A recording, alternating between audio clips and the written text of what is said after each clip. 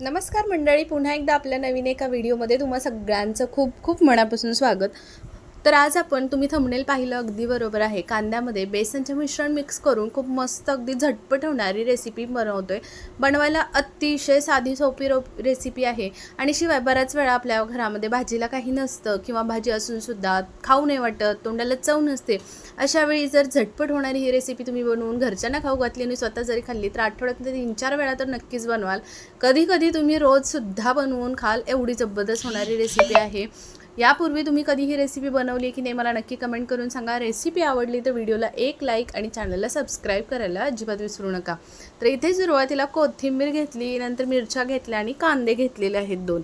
आता बघा इथे बारीक अगदी मी मिरची कट करून घेतली, 3 मिरच्या घेतल्या होत्या. कोथिंबीर स्वच्छ धुवून घेतली होती, बारीक कट करून घेतली. त्याच्यानंतर इथे कांदे घेतलेले आहेत. आता मध्यम आकाराचे कांदे आहेत त्याच्यामुळे मी बऱ्यापैकी छोटेच आहेत, तर इथे मी 2 ते 3 कांदे घेतलेले आहेत. आता हे सुद्धा अगदी बारीक असे कट करून घ्यायचे आहेत. जितके जमेल तितके बारीक करा किंवा मग अगदी मी व्हिडिओमध्ये दाखवते अशा पद्धतीने केले तरीही चालतील.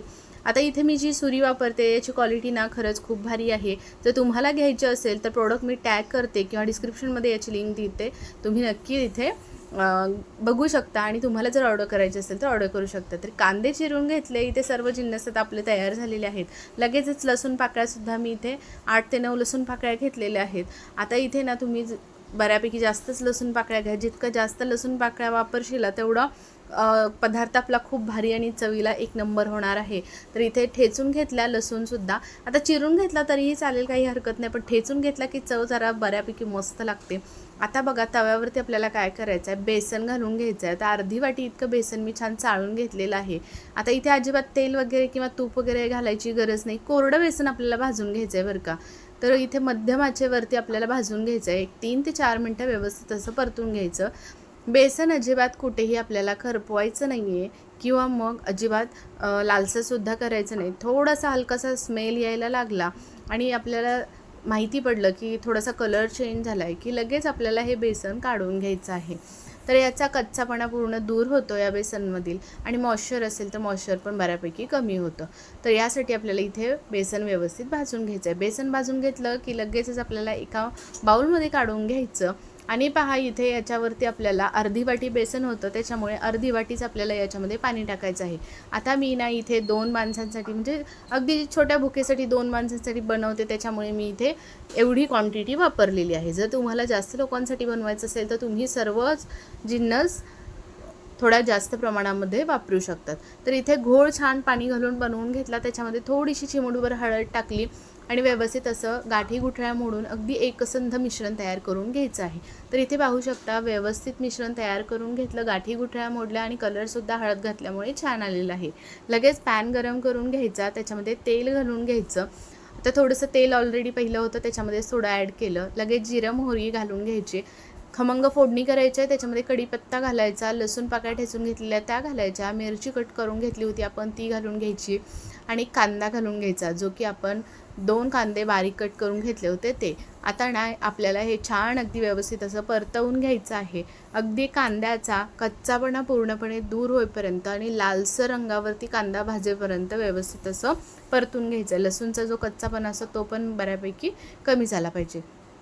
तर लगेचच ते कांदा लालसर रंगावरती भाजून घेतला की आपल्याला त्याच्यामध्ये थोडीशी कोथिंबीर चिरलेली घालून घ्यायची, म्हणजे अजूनच फोडणीमध्ये कोथिंबीर घातली की चव अजून छान वाढते.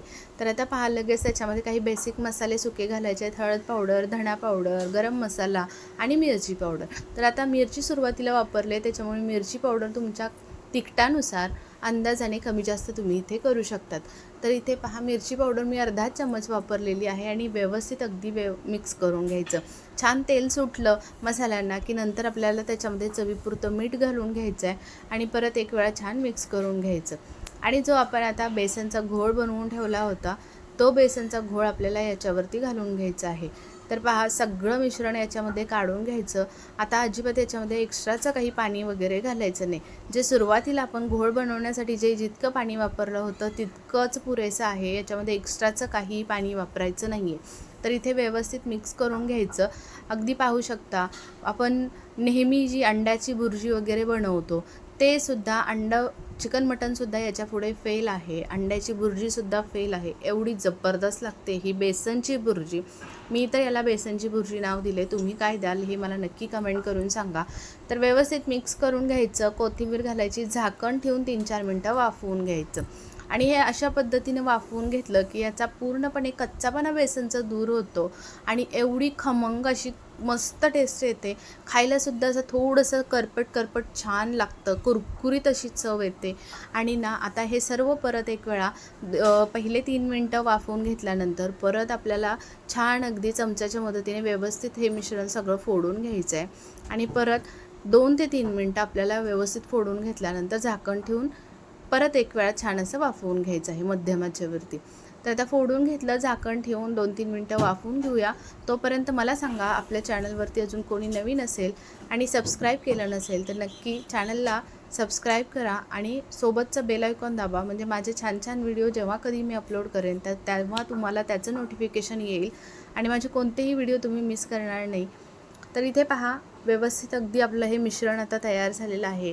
म्हणजेच बेसनची जी बुर्जी आपण बनवली आहे ती तयार झाली आहे. झाकण काढून घ्यायचं आणि ही आपल्याला खाण्यासाठी तयार करून घ्यायची आहे. वरतून कोथिंबीर घालून घ्यायची. आणि इथे पाहू शकता ही मस्त अशी बेसनची बुर्जी तुम्ही चपाती भातासोबत किंवा भाकरीसोबत गरमागरम खाऊ शकता किंवा मग हिंडत फिरत असं जरी खाल्लं तरीसुद्धा चालेल. एकच नंबर लागते. एकदा नक्की बनवून पहा.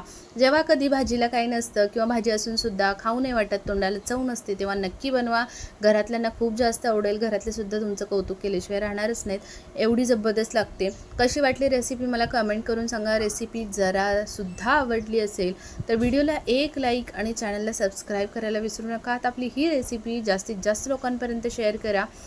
आणि माझे व्हिडिओ तुम्ही संपूर्ण पाहता त्याबद्दल खरंच खूप मनापासून धन्यवाद. चला मग अशाच एका छान आणि जबरदस्त रेसिपीसोबत पुन्हा उद्या भेटूया. तोपर्यंत बाय बाय.